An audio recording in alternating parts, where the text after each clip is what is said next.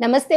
Welcome to our channel. Senior journalist Damu Balaji garu ఉన్నారు. వారితో మాట్లాడదాం. సార్ నమస్తే సార్. నమస్తే. ఈరోజు సీఎంతో భేటీ సినీ ఇండస్ట్రీ నుండి 36 మంది హాజరవుతున్నారు అనే న్యూస్ ఉంది కదా సార్.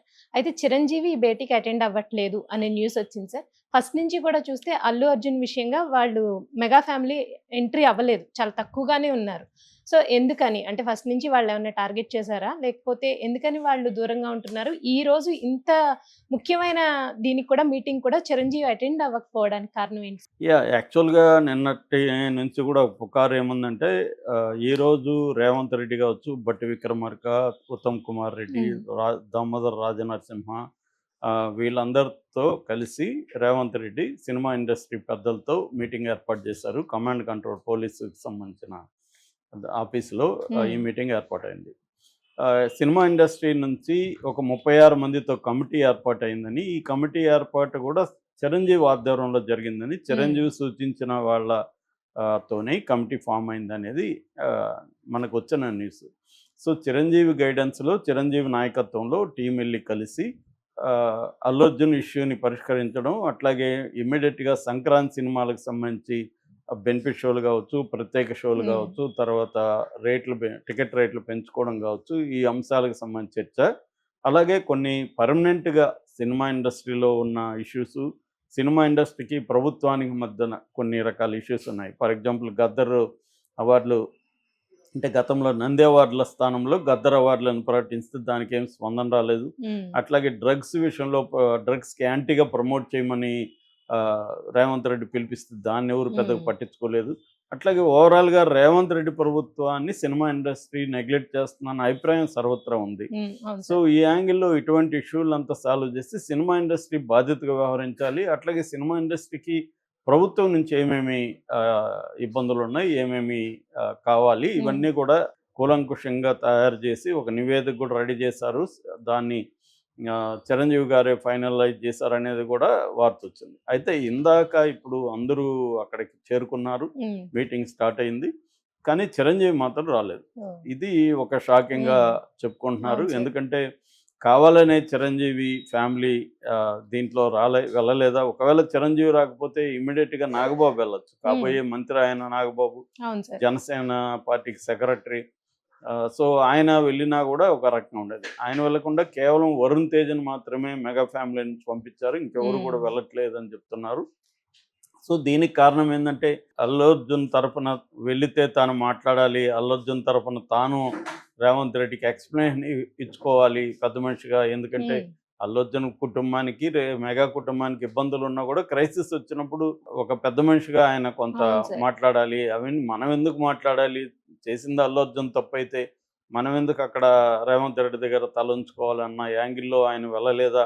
హ్మ్. లేకపోతే వీళ్ళ సమస్యను వీళ్ళు పరిష్కరించుకొని సినిమా ఇండస్ట్రీకి సమస్యలు సెపరేట్‌గా మనం చూద్దామని అనుకున్నాడా? ఇలాంటి చర్చలు జరుగుతున్నాయి. అవును సార్. అయితే మనకు తెలిసిన అంశం ఏందంటే చిరంజీవి ఆల్రెడీ రేవంత్ రెడ్డితో ఫోన్‌లో సుదీర్ఘంగా మాట్లాడాడని హ్మ్. చెప్తున్నారు. తాను విదేశాల్లో ఉన్నాడు. కాబట్టి రాలేను. అదర్‌వైజ్ నేనొచ్చుండేవాడిని. నా హ్మ్. అభిప్రాయం ఇది. మీరు కొంత చూడండి. మీరు గూడా ఎందుకంటే సినిమా ఇండస్ట్రీకి, హ్మ్. ప్రభుత్వానికి మధ్య ఇబ్బందులు రాకూడదు. సో, మా వైపు నుంచి ఏమేమి మీకు కంప్లెయింట్స్ ఉన్నాయి, లేకపోతే ఏమేమి మీరు ఎక్స్‌పెక్ట్ చేస్తున్నారో చెప్తే మేము అన్నిటికి దానికి రెడీగా ఉన్నాము. యాక్సెప్ట్ చేస్తాము. హ్మ్. సో, అట్లాగే మాకున్న సమస్యలు గూడా మా వాళ్ళు మీకు చెప్తారు. మేము తయారు చేశాము.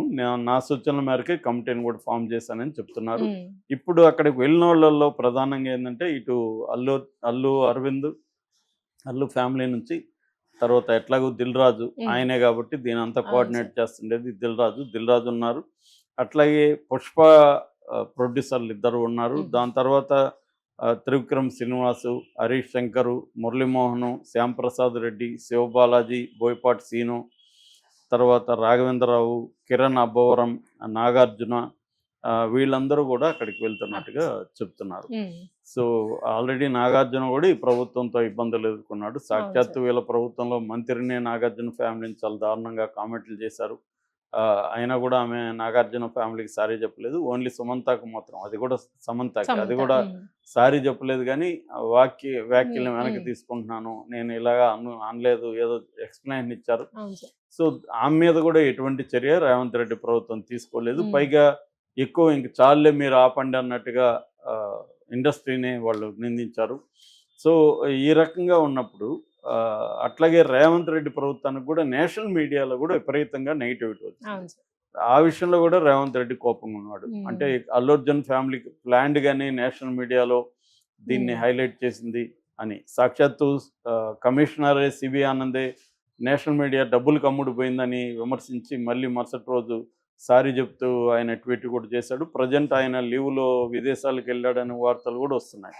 అంటే ఓవరాల్‌గా రేవంత్ రెడ్డి ప్రభుత్వానికి కొంత ఇబ్బంది కూడా నేషనల్ లెవెల్‌లో వచ్చింది. ఎందుకంటే ఆ కాంగ్రెస్ పార్టీ సీఎంగా నేషనల్ లెవెల్‌లో మీడియా అంతా కూడా బీజేపీ కంట్రోల్‌లో ఉంటది.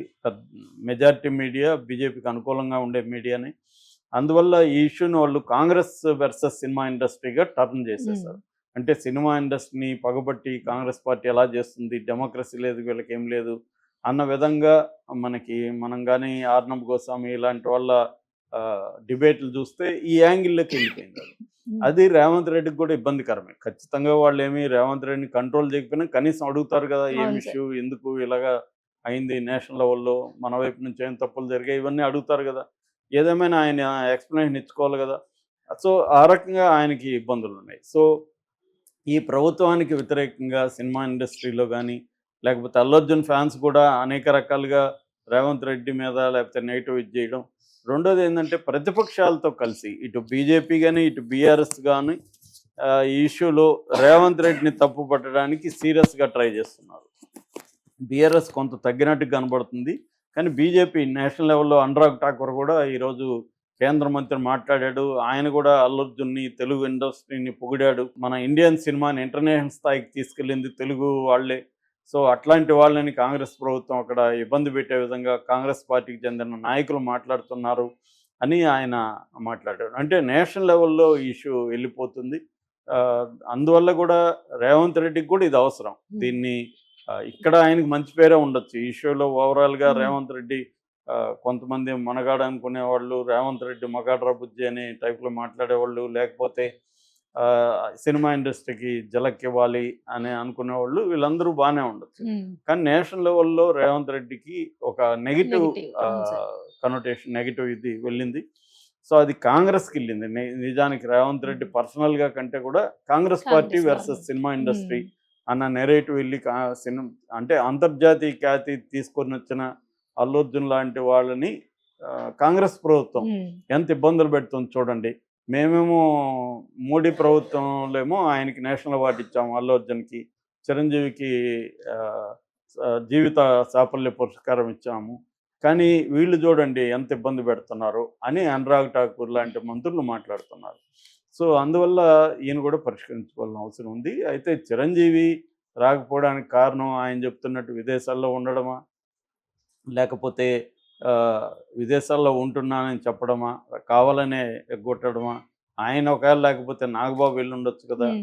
అట్లాగే ఇప్పటి వరకు ఈ ఇష్యూ మీద అదే గతంలో ఇవన్నీ తగ్గించినప్పుడు, జగన్ తగ్గించినప్పుడు తీవ్రంగా విరుచుకుపడిన పవన్ కళ్యాణ్ ఈ ఇష్యూ మీద మాత్రం అసలు నోరు తెరవట్లే. సరే అల్లు అర్జున్ది పక్కన పెట్టి, నీకు అల్లు అర్జున్కి బాగాలేదు, గొడవలు ఉన్నాయి, సినిమా ఇండస్ట్రీ మీద కూడా ఇంత దాడులు జరుగుతున్నాయి, తీవ్రంగా మాట్లాడుతున్నారు, డెడ్ లైన్ పెడుతున్నారు, సంక్రాంతి లోపల సినిమా ఇండస్ట్రీ ఆంధ్ర వాళ్ళు వెళ్ళిపోండి అని ఎందుకు పవన్ కళ్యాణ్ మాట్లాడలేదు అన్న చర్చ కూడా వస్తుంది.